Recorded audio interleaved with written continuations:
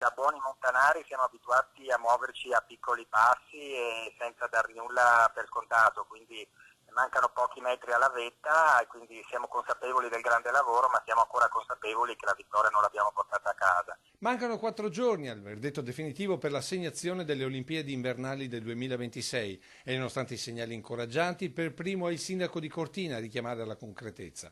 Il 24 infatti in Svizzera, a Losanna, il Comitato Olimpico Internazionale deciderà se Milano-Cortina o Stoccolma-Are.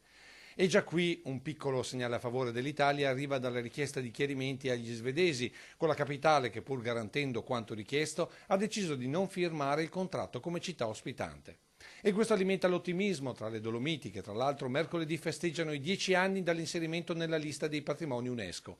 Ambiente tutelato quindi in sintonia con un progetto presentato per le Olimpiadi 2026. Mettere al centro la sostenibilità, l'ambiente, a cui ovviamente è la prima nostra ricchezza. Ecco il fatto che il nostro progetto, il progetto spalmato su più realtà, è un progetto assolutamente sostenibile, low cost e soprattutto che guarda alle infrastrutture già esistenti. E questa è stata un po' la premessa, ma è stata probabilmente una delle mosse, che ci auguriamo vincenti. Un evento sportivo mondiale dal notevole risvolto economico. Il Comitato Olimpico metterà a disposizione circa 1 miliardo di euro per quanto riguarda le Olimpiadi del 2026, quindi risorse importanti. Ci saranno grossi investimenti anche da parte dei privati e soprattutto delle ricadute che a noi interessano per quanto riguarda le infrastrutture e opportunità, direi un po' per i vari operatori economici, di poter reinvestire nelle proprie aziende e un rilancio complessivo in particolare della montagna, ma direi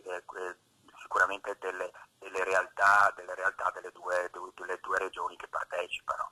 Milano-Cortina vuol dire Lombardia e Veneto, ma anche Trentino che sta supportando la candidatura. Un pezzo d'Italia quindi che corre per un evento che porterà benefici a tutta la nazione. Lunedì a Losanna, con la delegazione che conta 66 medaglie d'oro come testimonial e guidata dal sindaco, ci sarà anche il Premier Conte, mentre la Perla delle Dolomiti attenderà davanti ai grandi schermi la decisione. Faremo una serie di iniziative e anche dirette con Losanna sotto il campanile, quindi nella piazza Angelo di Bona.